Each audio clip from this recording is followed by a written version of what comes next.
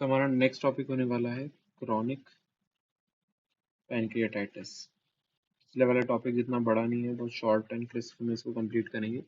Chronic pancreatitis का मतलब ये होता है कि रिकरेंट पेन के साथ पेशेंट प्रेजेंट हो रहा है, रिकरेंट पेन के साथ में। और क्या होता है, जनरली एक्यूट पैनक्रियाटाइटिस बहुत बार होता रहता है, और उस कारण से क्या होता है, अल्टीमेटली इन्फ्लेमेशन साथ में क्या हो जाता है, फाइब्रोसिस हो जाती है। ये फाइब्रोसिस होता है, ये सेंट्रल होता है आइडिया पूरा इसका। और लॉस ऑफ क्या होता है, loss of acinar cells and islet cells. ठीक है, ये होता है। इन चीज़ों के कारण क्या होती है, सबसे पहले एक्सोक्राइन इनसफिशियंसी होती है जो अपन देखेंगे, और लेटर क्या होती है, एंडोक्राइन इनसफिशियंसी। तो एंडोक्राइन इनसफिशियंसी होगी तो क्या हो जाएगा, डायबिटीज मेलाइटस हो जाएगा। एक्सोक्राइन रहेगी तो मैल एब्जॉर्प्शन वगैरह हो जाएगा। इसको अपन और डिटेल में देखेंगे। तो ओवरऑल क्या हो रहा है, क्रॉनिक पैनक्रियाटाइटिस में रिकरेंट इन्फ्लेमेशन हो रही है, जिसके कारण बाद में क्या हो रहा है, फाइब्रोसिस हो रहा है ना। और उसके कारण एक्सोक्राइन एंडोक्राइन इनसफिशियंसी हो रही है, पेशेंट प्रेजेंट हो रहा है रिकरेंट पेन के साथ में। ठीक है, नाउ अगर हम इटियोलॉजी देखें, बिगर हेडिंग्स में इसको जल्दी जल्दी खत्म करते हैं। इटियोलॉजी के लिए एक इसके लिए न्यूमोनिक होता है, that is called as tiger O. What is this tiger O? First of all again toxic, या टॉक्सिन बोल लो, टॉक्सिन। टॉक्सिन में क्या आता है, अल्कोहल आ गया। ठीक है, अप्रोक्सीमेटली 70% रोल एक्चुअली इसी का होता है। ठीक है, फिर टोबैको आ गया, टोबैको स्मोकिंग। हाइपर कैल्सीमिया अभी भी यहाँ पर है। ठीक है, टॉक्सिन हो गया। फिर इडियोपैथिक हो गया, वो जो होते हैं ना ट्रॉपिकल या फाइब्रो कैलकुलस पैनक्रियाटाइटिस, वो इसमें आता है।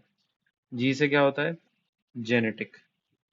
तो जेनेटिक्स में मैंने बताया कि हेरिडिटरी वाला जो पूरा बने, 3 जीन बताए थे, PRSS1, CFTR एंड SPINK1। इनमें म्यूटेशंस होते हैं तो होता है। फिर ए से क्या रहता है अपना, ए से रहता है auto immune. Auto immune type 1 जो होता है, isolated auto immune chronic pancreatitis होता है, जिसमें टाइप 1 जो होता है वो IgG4 रिलेटेड डिसीज के अंदर आता है। एंड टाइप 2 जो होता है वो इडियोपैथिक डक्ट सेंट्रिक बोलते हैं उसको। ठीक है, वो ऑटो इम्यून हो गया।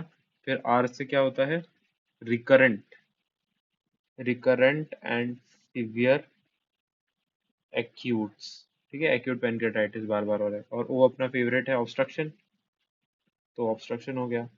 अब पैनक्रियाटिक डक्ट ऑब्स्ट्रक्शन हो जाएगा, डक्ट का ऑब्स्ट्रक्शन, या फिर स्टीनोसिस हो जाएगा स्फिंक्टर की। कौन सी स्फिंक्टर की, ओडाई की। ठीक है, तो वो भी इंक्लूड हो जाता है, ओडाई की स्टीनोसिस हो गई। तो ये होता है। अब अपन आते हैं पैथोजेनेसिस पे। तो पैथोजेनेसिस में मल्टीपल थ्योरीज को सजेस्ट किया गया है, मैं 2-3 बता देता हूँ।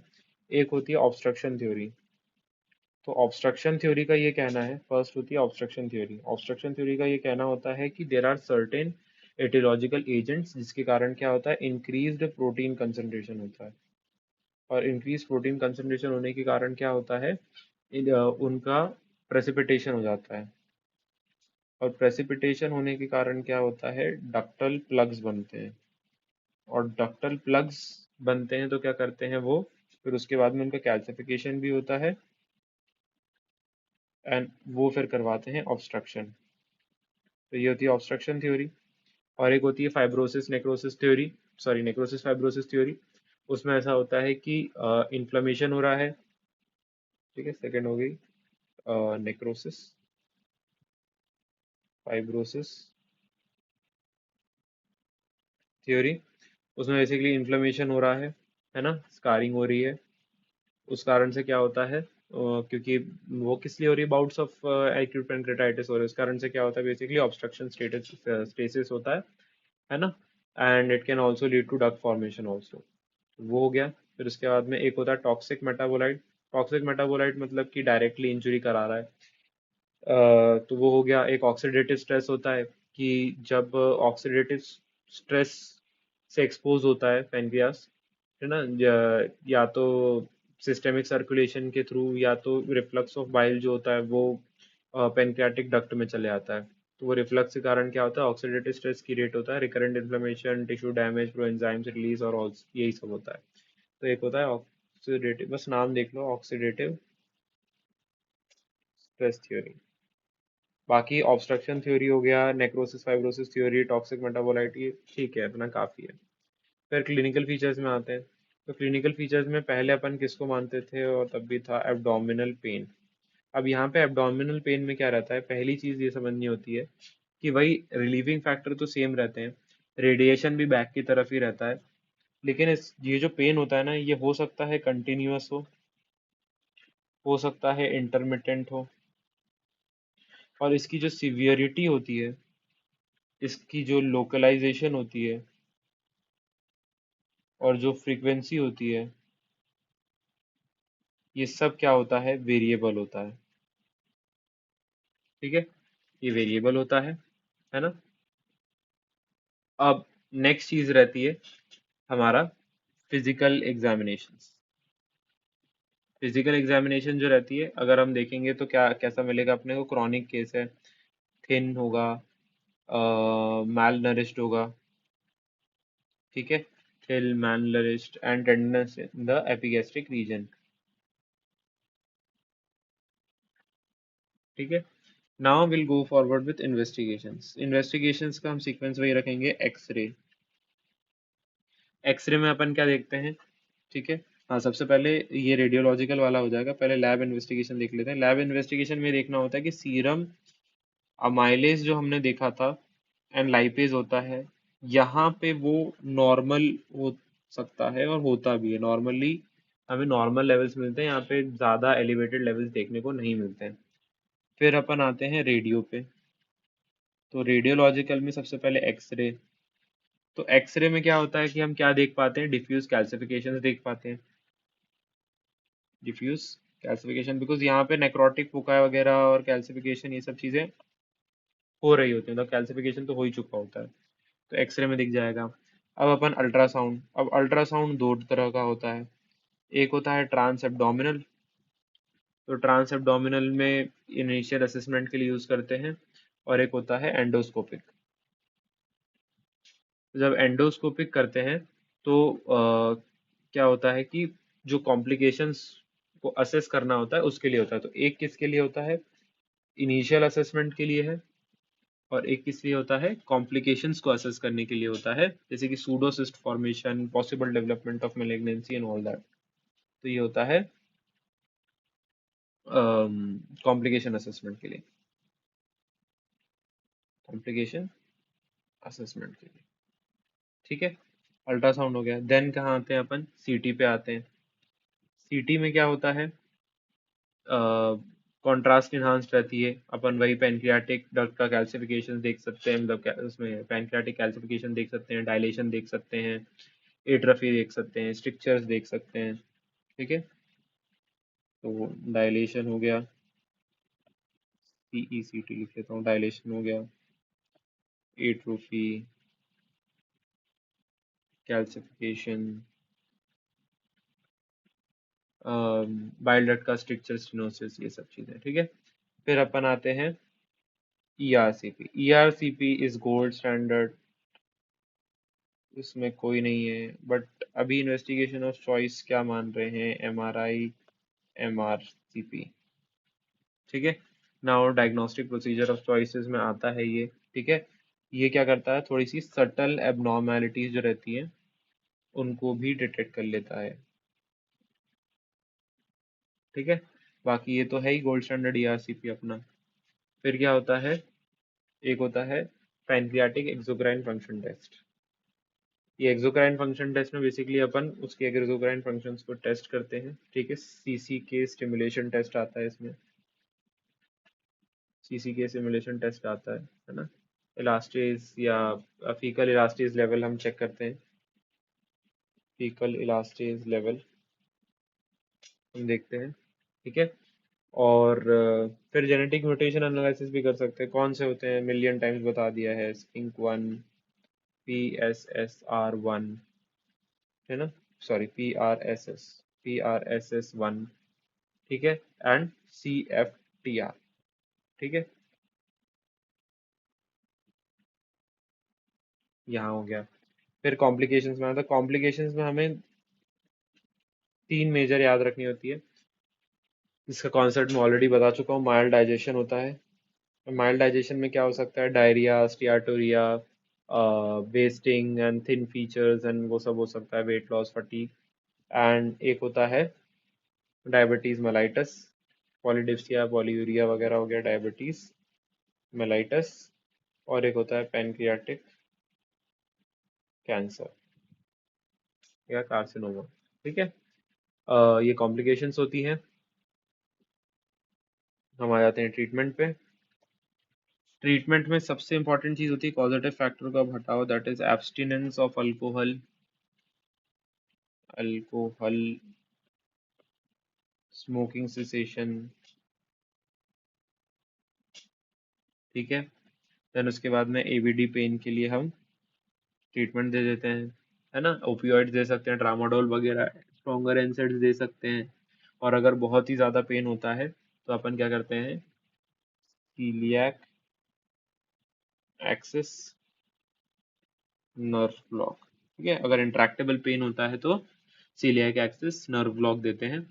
सर्जरीज में हमारे पास में क्या होता है, एक होता है पेनक्रियाटेक्टमी, ठीक है, पेनक्रियाटेक्टोमी एंड पेनक्रियाटोजुजुनोस्टोमी होती है, पेनक्रियाटोजेजुनोस्टोमी होती है, ठीक है।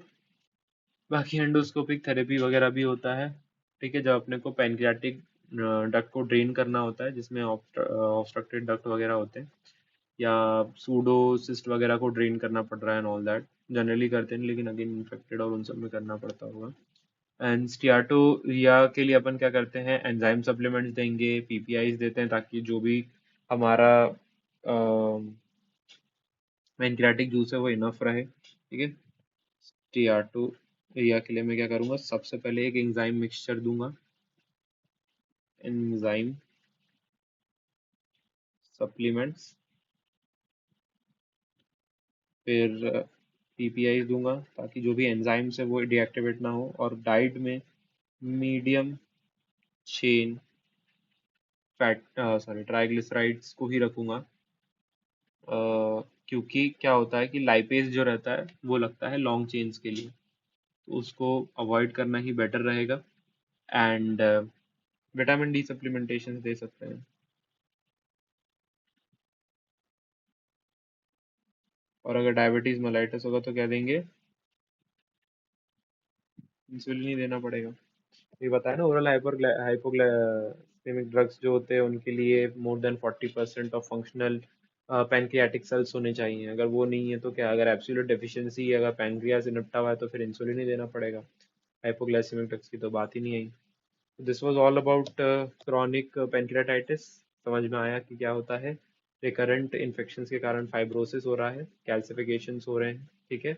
उसकी पैथोजेनेसिस की डिफरेंट डिफरेंट थ्योरीज हैं, ऑब्स्ट्रक्शन थ्योरी है, नेक्रोसिस फाइब्रोसिस थ्योरी है, टॉक्सिक मेटाबॉलिक थ्योरीज है। फिर उसके बाद में इटियोलॉजी में अपन ने टाइगर ओ देखा था, T मतलब टॉक्सिक, I मतलब इडियोपैथिक, G मतलब जेनेटिक, A मतलब ऑटो इम्यून, R मतलब recurrent acute pancreatitis and obstructive, है ना। और फिर क्लिनिकल फीचर्स में एब्डोमिनल पेन देखा कि लोकेशन, सिवियरिटी, फ्रीक्वेंसी, ये सब चीज़ें वेरिएबल रहती हैं, इंटरमिटेंट भी हो सकता है, कांस्टेंट पेन भी हो सकता है। And refer to the back रहता है, मोहम्मद प्रेयर पोजीशन या होती है, मोहम्मद प्रेयर साइन होती है कि वो sitting forward and stooping and bending वाली पोस्चर में रिलीफ रहता है।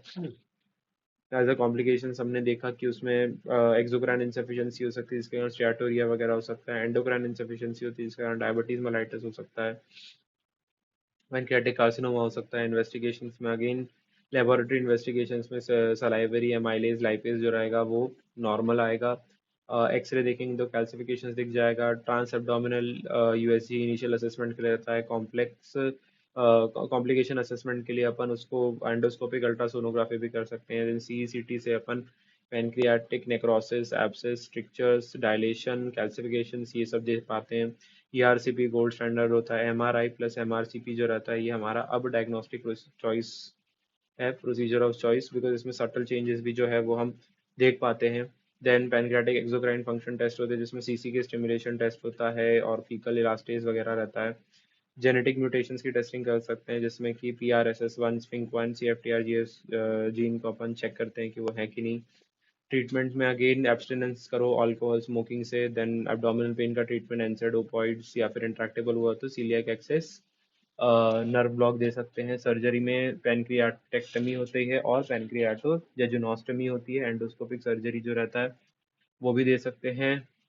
एंडोस्कोपिक थेरेपी जो रहता है वो भी दे सकते हैं। स्टियाटोरिया में अपन एंजाइम सप्लीमेंटेशन देते हैं, एसिड सप्रेसर्स देते हैं, मीडियम चेन ट्राइग्लिसराइड्स देते हैं, विटामिन डी सप्लीमेंटेशन देते हैं, और डायबिटीज में वी गो फॉर इंसुलिन।